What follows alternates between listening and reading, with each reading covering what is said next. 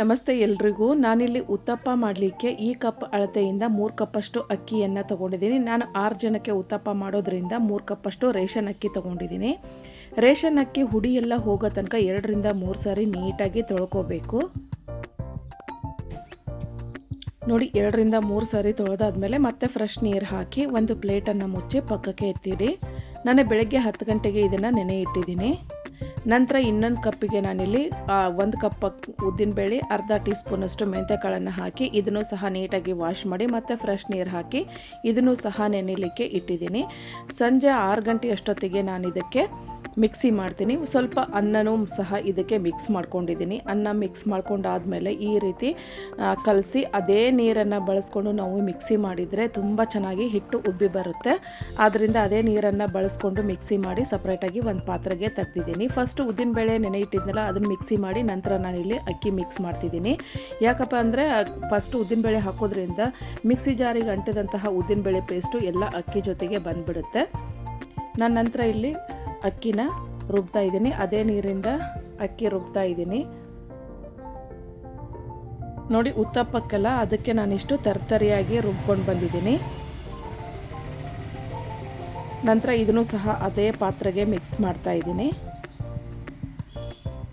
ಎರಡನ್ನೂ ನೀಟಾಗಿ ಮಿಕ್ಸ್ ಮಾಡಿದಾದ್ಮೇಲೆ ಪಾತ್ರೆಗೆ ಹಾಕಿದ ನಂತರ ಈ ರೀತಿ ಕೈಯಿಂದ ನೀವು ಸ್ವಲ್ಪ ಹೊತ್ತು ಮಿಕ್ಸ್ ಮಾಡಬೇಕಾಗುತ್ತೆ. ಈ ರೀತಿ ಮಿಕ್ಸ್ ಮಾಡೋದ್ರಿಂದ ಹಿಟ್ಟು ಚೆನ್ನಾಗಿ ಉಬ್ಬಿ ಬರುತ್ತೆ. ಆದ್ದರಿಂದ ಸ್ವಲ್ಪ ಹೊತ್ತು ಕೈಯಿಂದ ಈ ರೀತಿ ಹಿಟ್ಟನ್ನು ಕಲಸಿ ನಂತರ ಇದನ್ನು ಒಂದು ಪ್ಲೇಟನ್ನು ಮುಚ್ಚಿ ತೆಗೆದಿಟ್ಬಿಡಿ.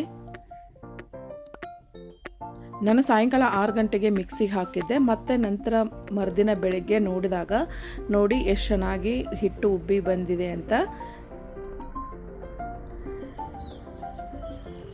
ನೋಡಿ, ತುಂಬ ಚೆನ್ನಾಗಿ ಹಿಟ್ಟು ಉಬ್ಬಿ ಬಂದಿದೆ. ರುಚಿಗೆ ತಕ್ಕಷ್ಟು ಉಪ್ಪು, ಚಿಟಿಕೆ ಅಡುಗೆ ಸೋಡಾನ ಬೆರೆಸಿ ನೀಟಾಗಿ ಒಂದ್ಸಾರಿ ಕಲಸಿ. ನಾವು ತಿಂಡಿ ಮಾಡೋದಕ್ಕಿಂತ ಅರ್ಧ ಗಂಟೆ ಮೊದಲೇ ರೆಡಿ ಮಾಡೋದಕ್ಕಿಂತ ಅರ್ಧ ಗಂಟೆ ಮೊದಲೇ ನಾವು ಈ ರೀತಿ ಅಡುಗೆ ಸೋಡಾ ಉಪ್ಪನ್ನು ಹಾಕಿ ಕಲಸಿಟ್ರೆ ಹಿಟ್ಟು ಇನ್ನೂ ಚೆನ್ನಾಗಿ ನೆನೆಯುತ್ತೆ. ಆದ್ದರಿಂದ ಎರಡನ್ನು ಬೆರೆಸಿ ನೀಟಾಗಿ ಕಲಸಿ ಎತ್ತಿಡ್ತಾ ಇದ್ದೀನಿ. ಈಗ ನಾನು ಕಲಸಿದಂಥ ಹಿಟ್ಟಿಗೆ 1 ಈರುಳ್ಳಿ, ಹಾಗೆ 1 ಚಿಕ್ಕದಾಗಿರೋ ಟೊಮೊಟೊ, ಕರಿಬೇವು, ಕೊತ್ತಂಬರಿ ಚಿಕ್ಕದಾಗಿ ಕಟ್ ಮಾಡಿ ಹಾಕಿದ್ದೀನಿ. ಹಾಗೆ 2 ಹಸಿಮೆಣಸಿಕಾಯಿ ಸಹ ಹಾಕಿದ್ದೀನಿ. ಹಾಕಿ ನೀಟಾಗಿ ಒಂದ್ಸರಿ ಈ ರೀತಿ ಕಲಿಸ್ಕೋಬೇಕು. ಕಲಿಸ್ಕೊಂಡಾದ್ಮೇಲೆ ದೋಸೆ ತವಾನ ಗ್ಯಾಸ್ ಮೇಲಿಟ್ಟು ಬಿಸಿ ಆದ ನಂತರ ಸ್ವಲ್ಪ ಎಣ್ಣೆ ಹಾಕಿ ಎಣ್ಣೆ ಸವರಿ ನಂತರ ನಾವು ರೆಡಿ ಮಾಡಿದ ಹಿಟ್ಟನ್ನು ಈ ರೀತಿ ದಪ್ಪ ದಪ್ಪಾಗೆ ಹಾಕಬೇಕು. ಹಾಕಿದಾದ್ಮೇಲೆ ಸ್ವಲ್ಪ ಎಣ್ಣೆಯನ್ನು ಹಾಕಿ ಇದಕ್ಕೆ ಒಂದು ಮುಚ್ಚಳನ ಮುಚ್ಚಿ ಸ್ವಲ್ಪ ಹೊತ್ತು 1-2 ನಿಮಿಷ ಬಿಡಬೇಕು. ಮೀಡಿಯಮ್ ಉರಿಯಲ್ಲಿ ಇದನ್ನು ನೀಟಾಗಿ ಒಂದ್ಸಾರಿ ಬೇಯಿಸ್ಕೊಳ್ಳಿ.